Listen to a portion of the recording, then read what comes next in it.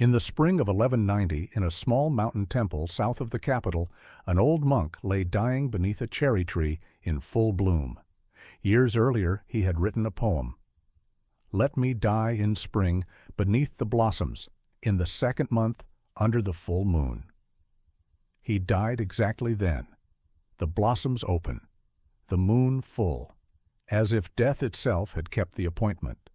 The poets of Kyoto were stunned, because this man had once been one of them. No, more than that.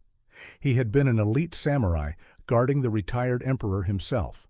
Wealth, talent, a brilliant future. And at 22, he walked away from all of it. This is the story of Saigyo, the samurai who quit. His name was Sato Norikiyo. Born in 1118 to a wealthy warrior family, descended from one of Japan's most celebrated generals. At 18, he joined the most exclusive military unit in the country, the North-facing Warriors, the personal guard of the retired Emperor Toba. And serving beside him was another young guard, exactly his own age, a man named Taira no Kiyomori. Remember that name. Norikiyo had everything: land and income, mastery of the bow and horse, striking looks, the records say so, and a gift for poetry that made the court take notice. Then, at 22, he quit. No scandal, no demotion, no explanation. Legend says that when he came home to renounce the world, his little daughter ran to greet him, and he pushed her from the veranda so that love itself could not hold him back. A story told later, perhaps too cruel to be true, but it captures what people felt. Something in this man had broken with the world completely. He shaved his head, put on the black robes of a monk, and took a new name: Saigyo, westward journey, toward the western paradise of the Buddha, away from everything else. Now he owned 3 things: a robe, a bowl, and a staff. He walked to Yoshino, the mountain of 10,000 cherry trees, and wrote poems about blossoms and the moon that Japan still memorizes today. He wandered the pilgrim trails of Kumano, slept in mountain huts, watched the seasons turn. He was not running from the world. He was trying, for the first time, to see it clearly. And the world he had left soon gave him much to see. In 1156, the court tore itself apart. The Shogun Rebellion, emperor against retired emperor, brother against brother. Saigyo's former comrades of the guard killed each other in the streets of Kyoto. The losing side's leader, the retired emperor Sutoku, was exiled to distant Sanuki, across the sea. He died there in rage and despair, and the capital trembled, convinced his angry ghost was cursing them all. Armies feared that ghost. Priests feared it. Saigyo walked to the distant grave, alone, sat before it, and calmed the spirit the only way he knew. With a poem, no sword, no ritual, one man, one verse, before the most feared ghost in Japan. Then the world he had left began to burn in earnest.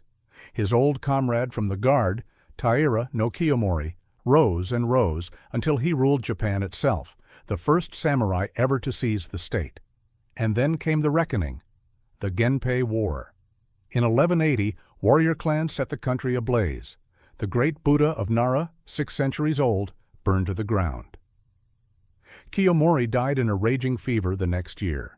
By 1185, his entire clan was gone, drowned and destroyed at the sea battle of Dan-no-ura. Every power Saigyo had ever known erased within 5 years. And Saigyo?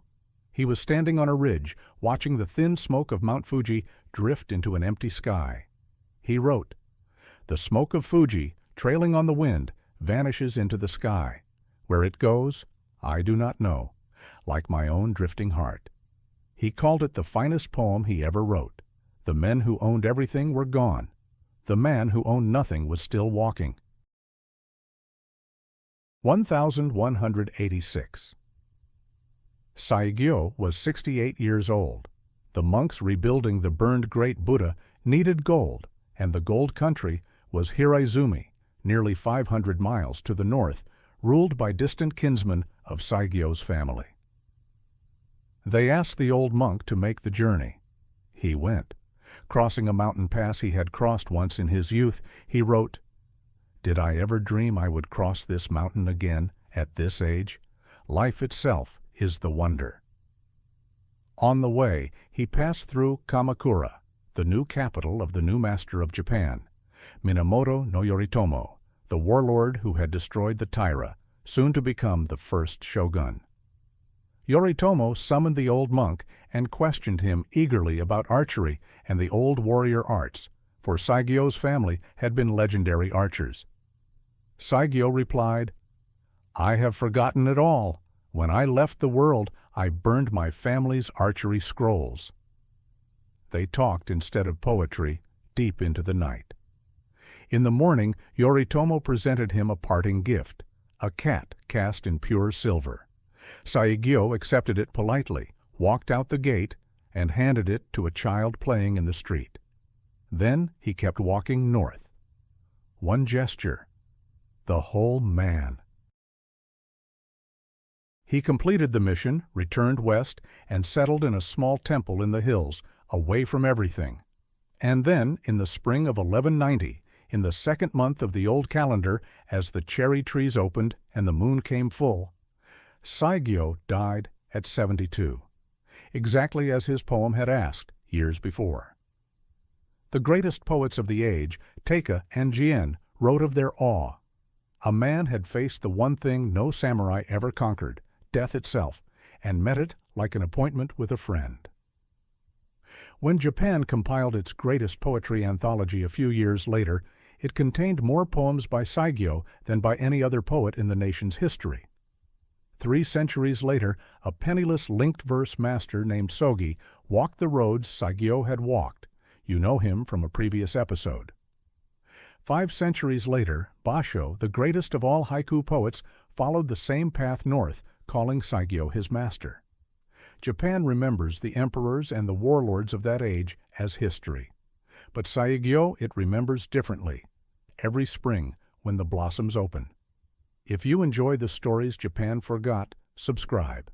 There are many more to tell. Next time, the loyal bureaucrat who lost Japan's greatest battle, Sekigahara, and paid for it with his life. The real story of Ishida Mitsunari,